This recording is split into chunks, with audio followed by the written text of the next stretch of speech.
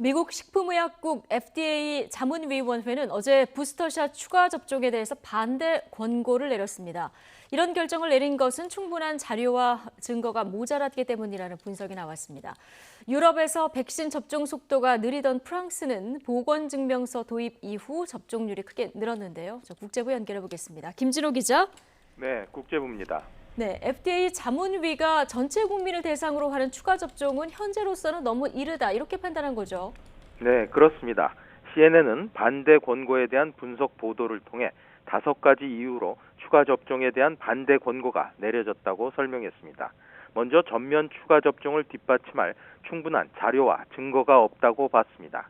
그런 만큼 더 많은 데이터 확보와 오류 검증이 필요하다는 겁니다. 또 10대 대상 추가 접종의 안전성을 검증할 자료가 충분하지 않다는 것도 이유였습니다.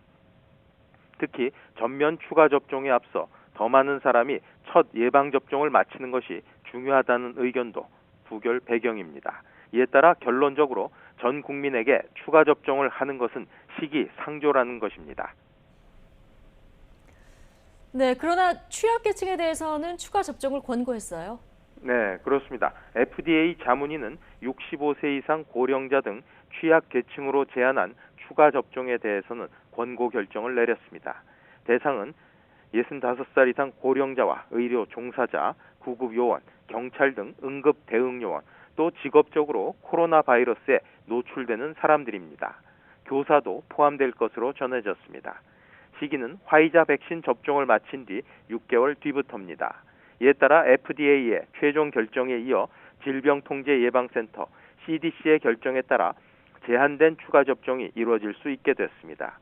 CDC가 오는 22일과 23일 자문위원회 회의를 소집해 놓은 만큼 실제 접종은 빨라야 다음 주말쯤부터 시작될 수 있습니다.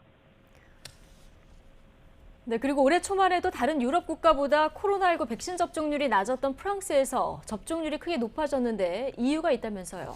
네, 프랑스 보건부가 지난 14일 발표한 수치를 보면 코로나19 백신을 최소 한 번 이상 맞은 사람은 4,976만여 명으로 전체 인구의 74%, 성인 인구의 87%를 차지했습니다. 코로나19 백신을 2차까지 완전히 접종을 마친 인구는 전체 인구의 70%, 성인 인구의 83%에 해당합니다. 지난해 12월 27일 코로나19 백신 접종을 시작한 프랑스는 접종 속도가 느리다는 지적을 받았지만 이제는 영국과 독일을 제치고 유럽에서 6번째로 백신을 많이 접종한 나라가 됐습니다. 접종률이 높아진 것은 보건증명서 도입이 영향을 끼친 것으로 보입니다. 프랑스는 지난 7월부터 다중이용시설에서 백신 접종 여부를 확인하는 보건증명서 제도를 도입했습니다. 지난달에는 백신을 맞아야 들어갈 수 있는 곳을 식당, 카페, 대중교통 등으로 확대했습니다.